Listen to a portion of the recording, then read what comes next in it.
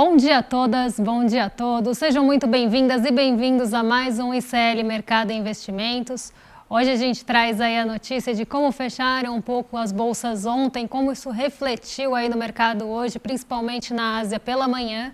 A gente teve aí bastante reflexo do dia de ontem, que foi muito volátil. Mas a gente também vai passar por assuntos aqui do Brasil, como a regulação dos aplicativos e dos motoristas, entregadores de aplicativos.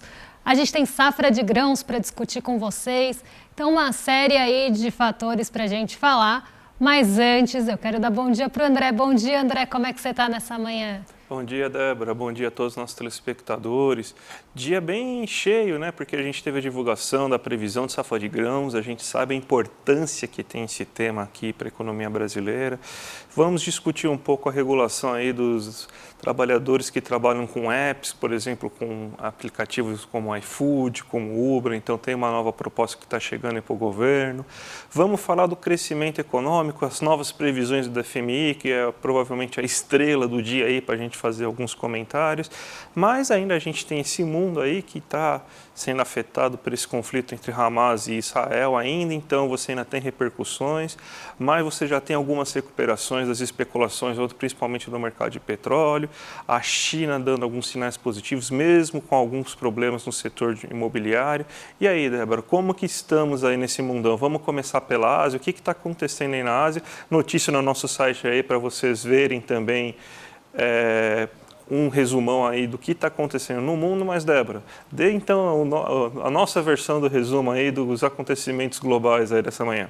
Olha, André, para falar da Ásia hoje, eu tenho que voltar ontem para o mercado global, principalmente os mercados que fecharam depois que a Ásia já tinha ali encerrado a sua sessão.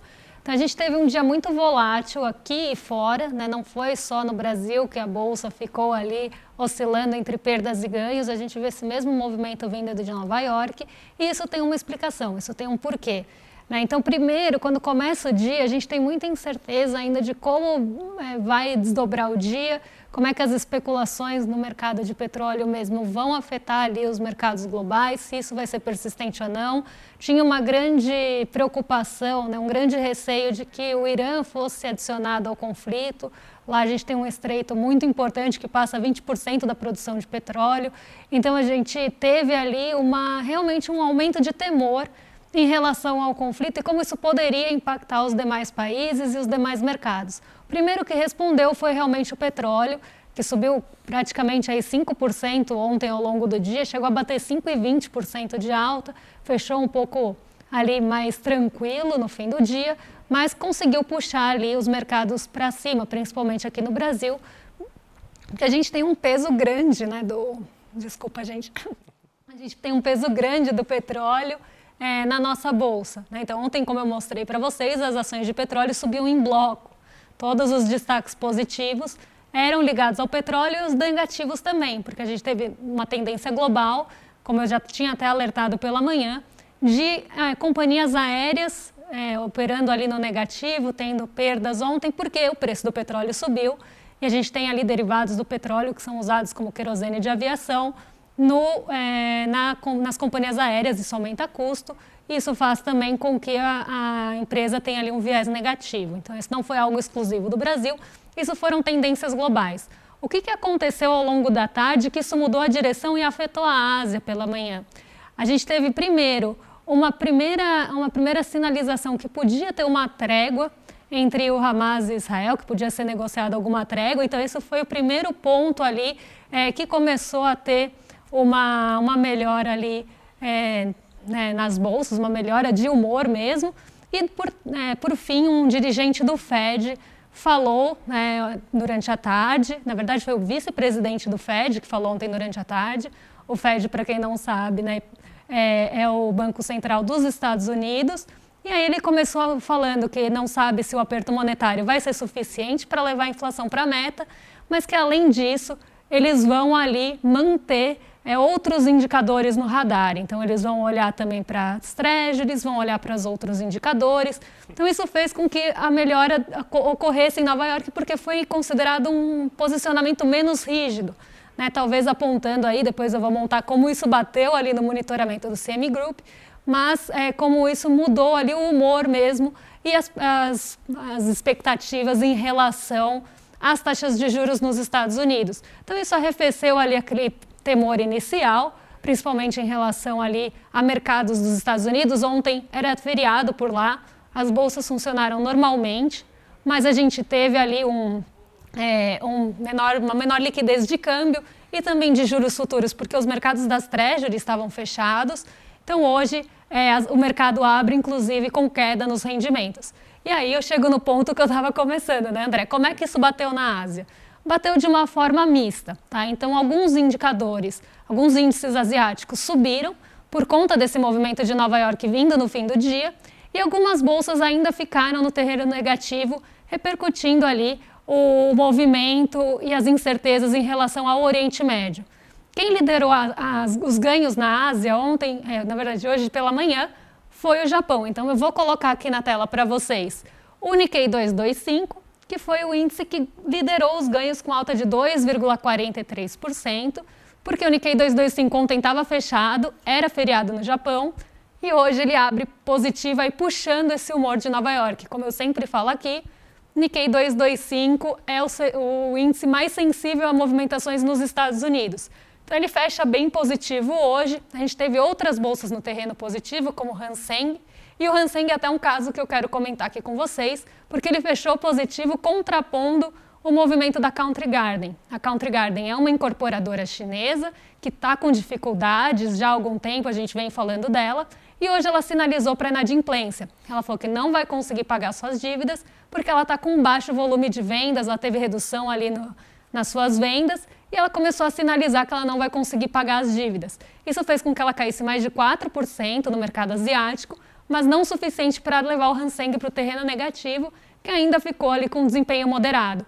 Mas aí mais um ponto do setor imobiliário chinês para a gente ficar de olho, porque a Country Garden é uma grande incorporadora e ela sinalizou aí já para um possível calote, não vou conseguir pagar. Então esse é o resumão aí, um resumo grande, porque a gente teve muita coisa acontecendo na tarde de ontem e no comecinho da manhã hoje, André. Perfeito, Débora. Então vamos agora para o nosso Brasilzão, que você teve notícias importantes divulgadas pelo IBGE.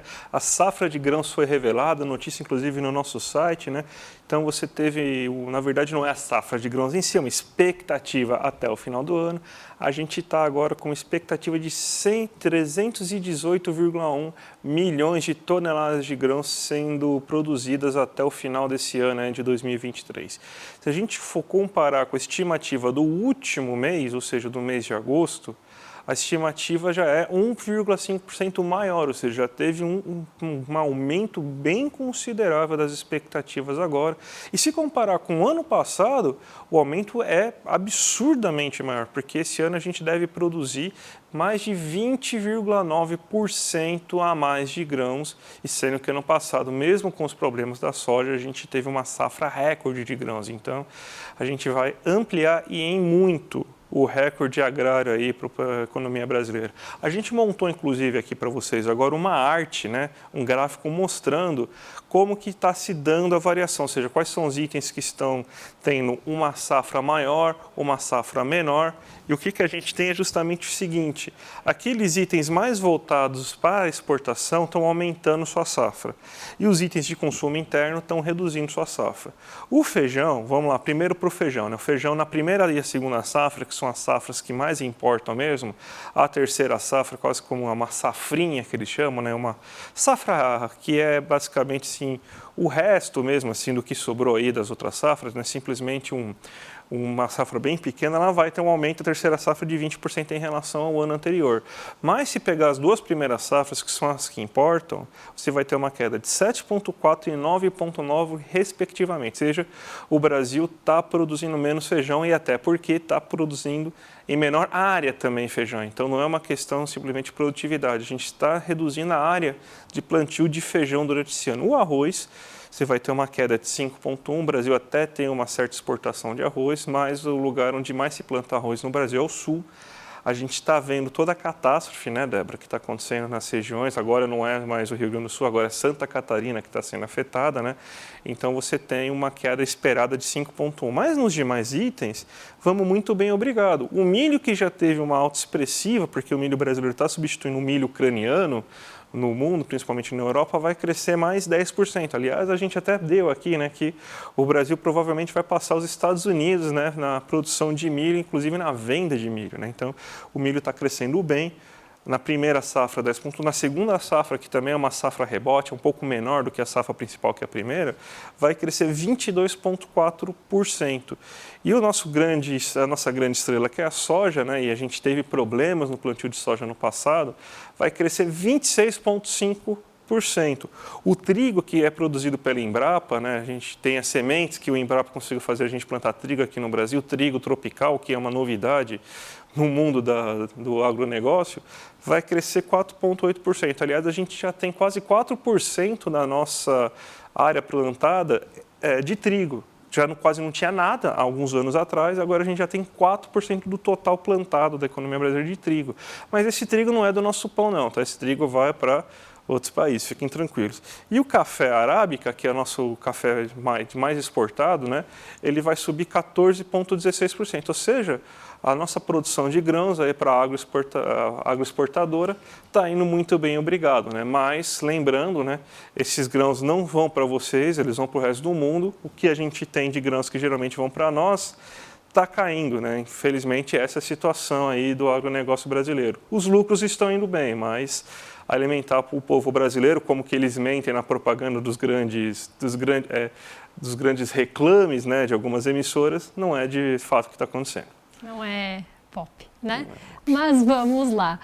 Até complementando aqui, né, quando a gente traz aqueles mapas, né, traz aquele percentual de quanto vai para cada cultura, a gente vê justamente um reflexo disso, né? Que é cada vez mais uma pauta, uma matriz ali voltada para a exportação, então áreas de plantio e culturas voltadas para a exportação e cada vez menos aqui para a nossa alimentação, para o nosso Brasil, né? Então, excelente colocação. É que nem o trigo é do nosso pãozinho, né? O trigo que já ultrapassou muitas vezes arroz e feijão, chegou ontem e não é o do pãozinho, é para fora. Mas também falando aí de Brasil, a gente tem novidades e riscos aí que estão sendo levantados em relação à reforma tributária, né, André? Sim, matéria do nosso site, inclusive, né, porque algumas entidades estão alertando, porque qual um dos grandes problemas da reforma tributária é justamente esses puxadinhos, né, que estão sendo levantados, e a gente já está alertando vocês que cada vez que tem esse puxadinho levantado por um setor, e esses setores muitas vezes alegam que eles empregam muito, mas não empregam tanto. A gente pode ver assim que os setores que estão menos empregados, os setores que mais estão empregando não têm essas isenções tributárias. E setores que empregam muito pouco estão com essas isenções tributárias.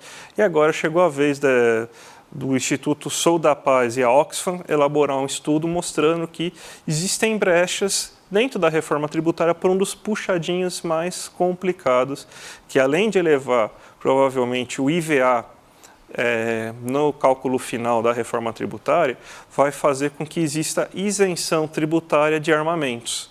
Então, olha só que perigo, Débora. Então, às vezes o pessoal acaba deixando passar alguns pontos, ainda bem que esse pessoal do Sou da Paz e da Oxfam também, que é um instituto bem sério aí de pesquisa, né, fez esse levantamento, porque tem que ser eliminado. A gente sabe como que os lobbies são grandes, a gente sabe que o lobby da arma, a bancada da boi, bala e bíblia, se tiver um aumento de poder, um aumento de força no Congresso nesses últimos anos, e eles vão tentar fazer assim, vão falar que não é para isso, né? Então a gente tem que tomar cuidado, mas a gente sabe que no final você pode ter então a gente financiando o armamento, e eu acredito que não é isso que ninguém queira, né, Débora? Exatamente. E temos aí notícia também no nosso site, né, sobre aquela polêmica, até que a gente trouxe aí na semana passada, né, sobre os aplicativos e a regulação desses aplicativos. Não seria ali a priori mudança brusca, né, provavelmente uma CLT, mas uma regulamentação mesmo desses trabalhadores, para que eles tenham ali alguma segurança também, né, de contribuição previdenciária, piso salarial. Então, isso que foi o proposto pelo projeto, né, que eles tenham pelo menos aí esses pisos de rodada por hora, né, para motoristas de aplicativo e entregadores também, que a gente sabe quão precarizada está a situação desses trabalhodores, né? É importante, né? Justamente porque muito se fala, né? Se são os CEOs de mim mesmo, né? Eu sou empreendedor, sou chefe de mim mesmo. E não é bem assim que acontece a coisa, né? Você tem uma grande empresa por trás disso, sem aquela grande empresa, aquele trabalhador não consegue trabalhar, eles ficam dependentes, seja da Uber, da 99, a gente só fala da Uber aqui, mas temos a 99 também, então vamos dar nome aos bois também. Ou da Rappi, né? A gente só fala do iFood, então também da Rappi, então você fica muito dependente aí desses grandes aplicativos que acabam tornando assim os trabalhadores meio que reféns e não consideram eles como trabalhadores. E muitos dos trabalhadores que estão dentro dessa categoria, eles não querem trabalhar na modalidade CLT, né? Já existiu toda uma demonização, que nem demonizaram o funcionário público, demonizaram a Previdência, demonizaram os sindicatos, demonizaram também a CLT, né? Então a direita, a extrema-direita conseguiu muitas coisas aí colocar na cabeça das pessoas. Então, eles não querem. Então, está se tentando fazer uma nova modalidade que, pelo menos, garanta alguns mínimos, como você ter direito a trabalhar, ganhar um salário mínimo, né? Então, por isso que você tem esse piso, né? 1 hora rodada por R$30 e para os motoristas e para os motoboys de R$17. Previdência, um seguro previdenciário que garanta assistência funerária, pelo menos. A gente sabe que esse trabalhador ele está sofrendo muito risco, ele tem muito risco de acidentes graves, principalmente a categoria dos motoboys, então é muito importante isso, né? Então, pelo menos alguma medida para dar alguma certa proteção social para esse tipo de trabalhador que ele hoje está completamente desprotegido aí, justamente nessa brecha aí que conseguiram levantar, Débora. Sabe o que eu estava pensando aqui enquanto você falava, André? A gente estava listando, né? Demonizou o servidor público, depois demonizou a Previdência, depois demonizou o sindicato, a CLT e o denominador comum desses quatro, o que é, né? O trabalhador. Então você vê o trabalhador contra o próprio trabalhador, é quase o trabalhador contra si mesmo, achando que está sendo um empreendedor ali, está sendo realmente seu próprio chefe, demonizando inclusive garantias ali que poderiam trazer uma melhor qualidade. Então é quase que uma demonização vinda, e principalmente eu acho depois da reforma trabalhista, que coloca na cabeça do próprio trabalhador que ele seria mais feliz ou mais bem-sucedido sem esses órgãos, sem essas entidades, mas aí também colocando ele numa situação de precarização, né? É quase que uma demonização do trabalhador como categoria social, né? Então, se você ainda é trabalhador, você não é um empreendedor, né? Então, inventaram muitas palavras bonitas, né, para falar sobre trabalhadores, né? Colaboradores, empreendedores, mas na verdade somos todos trabalhadores. Eu sou trabalhador, Débora é uma trabalhadora, então, mas inventaram um monte de palavras bonitas para tentar. Então é meio que tornou-se um termo pejorativo ser trabalhador, né? Demonizaram, parece que ser trabalhador é ser um cidadão de segunda classe, e ninguém quer ser um cidadão de segunda classe. Então, a palavra e o modo de ser trabalhador acabou sendo demonizado mesmo assim. Isso daí faz parte de uma estratégia, né? Que quanto menos o trabalhador se enxerga como trabalhador, ele menos vai lutar pela sua própria classe social, né? Porque ele se enxerga mais como um empresário do que como trabalhador, e a gente sabe para quem que ele vai tentar comprar esses interesses, né? Exatamente. Distancia aí da consciência de classe, inclusive de trabalhador. E temos também notícia, essa importante, acho que uma notícia que saiu agora pela manhã, que é a mudança, a revisão das previsões do FMI para o Brasil e para o mundo de uma forma geral. Então, a gente teve uma melhora na expectativa do crescimento da economia brasileira. Então, o FMI se junta aí aos outros órgãos e outras entidades que já revisaram para cima o crescimento do Brasil esse ano. O Brasil já pode pedir música em programas de televisão, porque mais de 3 entidades, inclusive internacionais, já revisaram o PIB do Brasil para cima esse ano. E o FMI deixou em 3,1%. Então, também ali entre aquelas expectativas que a gente trouxe aqui para vocês, de Banco Central em 2,9, relatório Focus em 2,92, Ministério da Fazenda em 3,2, FMI fica entre os dois, aí, como outros também, né, como o IPEA. Então a gente vê aí que o FMI deixa o Brasil em 3,1%, a gente sai de um patamar de 2,1% para 3,1% agora em 2023, e a gente montou para vocês uma tabelinha aí, um gráfico, para a gente ver como é que está o Brasil em relação a outros países, como é que também ficaram as projeções para o mundo, para as economias desenvolvidas, emergentes, África subsaariana. Então vamos ver aqui o gráfico que a gente montou. Aqui na barrinha branca a gente tem previsões do FMI para 2023 e na barrinha azul para 2024. Então, para o mundo, a gente tem uma expectativa de 3% para 2023 e 2,9% para o ano que vem. Dá para a gente ver que o Brasil ficou acima dessa média mundial, ficou com 3,1% para esse ano, pelo menos. Né? Temos aí Estados Unidos com 2,1% para esse ano e 1,5% para o ano que vem. Zona do euro, 0,7%, né? A gente vem falando aqui bastante das dificuldades que a Europa está enfrentando para conseguir crescer, para ter produção industrial, para ter crescimento nos serviços. Então, a projeção aí do FMI vem, inclusive, corroborando com isso, 0,7% de crescimento para esse ano. O Japão, 2%. Economias desenvolvidas como um todo, aí, como grupo, 1,5% nesse ano. Emergentes em desenvolvimento 4%, aí o Brasil fica embaixo da média, fica abaixo da média dos emergentes, porque a gente tem dois motores aí jogando essa média para cima, que é a China e a Índia, né? Então 5% de expectativa de crescimento para a China nesse ano e Índia em 6,3%, mas quando a gente pega a média América Latina e Caribe, o Brasil também fica acima, porque a expectativa é que a América Latina e Caribe subam, né? Cresçam 2,3%. México aí um pouquinho acima do Brasil esse ano, 3,20%, e África subsaariana, 3,30%. Então aqui a gente vê, né, um raio-x do que espera o FMI e o Brasil acima de várias médias, aí, inclusive mundial. Né? Então a gente vê essa melhora na perspectiva do crescimento para o Brasil esse ano e não à toa, né, André? O crescimento do mundo esse ano está sendo puxado principalmente pelos BRICS, né? Pelos países em desenvolvimento, né? Os países centrais, principalmente a Europa, estão com muita dificuldade de crescimento. Você tem todos os problemas que a guerra entre Rússia e Ucrânia, agora esse conflito entre Hamas e Israel podem ocasionar, né?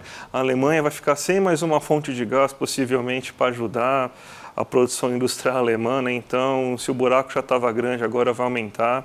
Você vê o Reino Unido com um crescimento muito marginal, muito pouco crescimento. Então, a Europa realmente está com muita dificuldade, ainda está com aperto monetário. Os Estados Unidos estão crescendo, apesar de todos os esforços do do Fed, né? Eles estão conseguindo crescer, né? Eles não queriam esse crescimento, gente. Acredita em vocês, eles estão achando que estão crescendo muito. Eles estão se esforçando muito para não crescer tanto, mas não estão conseguindo, né? Então, a gente tem essa situação. Então, você vê que o mundo está sendo puxado por China. A China deve crescer mais ou menos, segundo a FMI, no que está sendo esperado, 5%. A gente já viu previsões abaixo. A Índia deve ser um dos principais motores do mundo. Ela é um dos principais motores do mundo. Está crescendo numa velocidade assustadora, né? Então, o que a China foi nos anos 2000, a Índia está sendo agora nos anos 2020. E o Brasil está conseguindo aí melhorar os seus números, né? Tem mais um gráfico para você mostrar para a gente, Débora? Tem mais um gráfico de outras projeções do FMI, agora especificamente para o Brasil. Então, a gente tem também projeções de desemprego, IPCA, né, que seria inflação ao consumidor, né, não o IPCA em si, mas a inflação ao consumidor, desemprego e PIB, que a gente já falou. Né? Então, a gente vê aí 2022, que já é o dado consolidado, e as projeções 23 e 24. E aí a gente vê que para inflação ao consumidor, a gente tem 9,28 em 2022, a expectativa é que fique em 4,73 nesse ano, abaixo inclusive de outras projeções que a gente vê para a inflação ao consumidor, e ano que vem 4,45. Desemprego, o FMI espera que saia ali de uma base de 9,25 no ano passado para 8,33 nesse ano, um pouco acima dos patamares atuais. E crescimento aí, a gente colocou o PIB só para comparação, só para fechar o quadro, mas a gente tem aí os outros dois indicadores também sendo previstos aí pelo FMI para o nosso Brasilzão. Perfeito, Débora. Então vamos agora para o nosso giro de mercado aqui no Brasil, o que está acontecendo, quais são as referências, até porque você tem um CMA Group também, né? Mas vamos primeiro aí colocar na sua tela para você falar o que está acontecendo com o Ibovespa, o que está acontecendo com o petróleo no dia de hoje aí. Parece que o petróleo teve uma queda depois daquele susto ontem, né? Parece que as especulações voltaram ao normal, né? É isso mesmo? Voltaram um pouquinho, né? Não voltaram tudo. O petróleo ainda é negociado a $87 por barril, mas já tem uma queda de 1,15%, agora 1,17%, justamente porque ontem isso foi uma commodity muito puxada ali, realmente por um susto e um movimento especulativo, muitos receios ali realmente de algum entrave no estreito ali, que passa 20% da produção global de petróleo. Então tinha muito receio mesmo, muito temor de que a gente tivesse realmente um impacto mais direto e mais rápido na produção de petróleo e na distribuição de petróleo também, né? Então a gente teve esse primeiro susto mesmo, mas hoje as expectativas já estão um pouco mais calmas e também passou muito do movimento especulativo e o petróleo é negociado a $87 por barril. Ainda num patamar mais elevado do que a gente viu em alguns outros momentos, mas já um pouco arrefecido em relação aí a ontem, principalmente. A gente teve até o FMI, quando lançou, né, esse olhar que ele dá para o mundo, ele inclusive falou que se subisse 10% o preço do petróleo, isso podia trazer uma inflação global 0,4 pontos percentuais maior. Enfim, eles fizeram também esse estudo, porque ontem realmente foi o assunto do dia, foi um susto. O Ibovespa sobe hoje, acompanha bolsas em Nova York, e aqui um pouco também por esse arrefecimento em relação às expectativas de um conflito maior envolvendo outras regiões. Então isso acabou também diminuindo hoje, e porque o dirigente do Fed, vice-presidente do Banco Central dos Estados Unidos e outros dirigentes que estão falando agora, estão apontando realmente para uma inflação não controlada, mas um pouco menos aí, eles estão olhando para núcleos desacelerando. A gente sempre fala que o núcleo, ele exclui os preços voláteis como os combustíveis, como a energia e a alimentação. Esse núcleo está desacelerando e eles sinalizaram que tem a possibilidade dele continuar desacelerando. Então isso trouxe ali um pouco de calma e o mercado de treasuries, que ontem estava fechado, hoje abriu em queda. Então isso aumentou o apetite pelo risco, as pessoas começaram a voltar para as bolsas emergentes respondem mais rápido, tanto quando aumenta a aversão a risco e esse recurso sai, mas também quando volta esse apetite pelo risco e esse recurso volta. Então a gente vê o Ibovespa subindo aí acima de S&P e Nasdaq hoje, Nikkei 225 que a gente já passou, liderou altas na Ásia.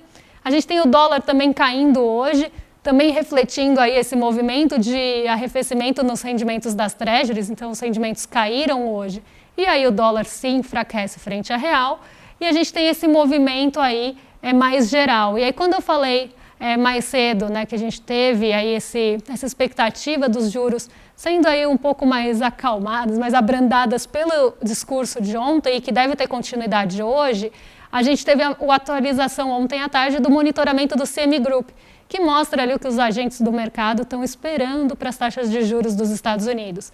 Então, na sexta-feira, a expectativa era de 27% de elevação, de 0,25 ponto percentual na taxa de juros dos Estados Unidos, e 72,90% dos agentes acreditavam em manutenção. Então, um cenário aí que a manutenção era maior, mas a elevação estava crescendo. Inclusive, durante as semanas, a elevação estava ganhando espaço. Depois que fala o dirigente do Fed, que saem alguns outros dados mais mistos do payroll, isso se inverte. Então, na verdade, diminui, né? A gente tem uma probabilidade de elevação de 16,4% e manutenção 83,6%. Isso também acaba refletindo naquele sentimento de aversão ou apetite pelo risco. No caso, hoje é apetite pelo risco, porque estão esperando aí que as taxas sejam mantidas e não elevadas. Então, isso faz com que os mercados vão ali buscar outros riscos para ganho. E isso faz com que também ele venha aqui para mercados emergentes, incluindo o Brasil. E vale lembrar que o Brasil, quando a gente fala desses mercados emergentes, é o que tem a maior sensibilidade cambial também. Então a gente tem uma sensibilidade de bolsa que atrai recursos e como o real é uma moeda muito líquida, ela também responde em maiores grandezas, para cima e para baixo. Então ela acaba sendo mais sensível a esse tipo de notícia, a esse tipo de movimentação. Então, uma notícia como essa mudança nessa expectativa dos agentes para as taxas de juros em novembro, faz com que o dólar também caia e o real se fortaleça, até em maior escala do que outros emergentes, André. Perfeito, Débora. E, gente, é hoje, hein? Hoje, a grande aula do Eduardo Moreira. 3 regras para investir com resultado. A partir das 8 horas da noite, a gente vai estar aqui ao vivo, Eduardo Moreira, e eu e a Débora também respondendo a perguntas de vocês aí no final da aula. Então não percam, imperdível. Aqui ó, o link para vocês se inscreverem hoje, para vocês serem avisados aí na hora que começar a aula, edu1.com.br/mercado. Então, e lembrando, não tem replay, então é só hoje que vocês vão conseguir ver essa aula, gente. Então, imperdível. Não percam essa aula e vamos lá, vamos dar audiência aí, que com certeza vai valer a pena vocês acompanharem essa super aula aí de finanças do Eduardo Moreira. E pedir para vocês continuarem aqui também com o ICL. Então a gente vai ter hoje, não vai ter o Sinapse por causa da nossa aula aí com o Eduardo Moreira, mas a gente vai ter sim o ICL Notícias 2, né, com a Gabi Varela, nossa dupla de Chicos de sempre, Chico Sá e Chico Pinheiro. Então, a partir das 6 horas da tarde até as 7h30, vocês ficam aí com o ICL Notícias 2 e já emenda na nossa super aula aí com o Eduardo Moreira, tá certo, gente? Amanhã a gente está de volta a partir das 7, mas antes disso, às 8 horas, eu e o André estaremos aqui. Não sei vocês aí em casa, se ainda não inscreveram, se inscrevam. Não sei como vocês estão em casa, mas eu já estou com roupa de ir. Então, a gente se vê às 8 horas e amanhã, a partir das 7, estamos aí com toda a nossa programação Desperta, ICL Notícias primeira edição. A gente tem em sequência o Em Detalhes, aprofundando ali um tema para vocês aí em casa e a gente entra aqui a partir das 11 horas amanhã, mas hoje a gente ainda se vê, então nem vou dar até amanhã, vou dar até daqui a pouquinho. Mas aí amanhã, importantíssimo aí nosso programa de mercado, porque sai IPCA, inflação. Então vamos falar aí do que está pesando no nosso bolso, vamos ver o impacto dos combustíveis. Então até já já, nem vou me despedir até amanhã, até já já. Até mais, gente. Tchau, tchau.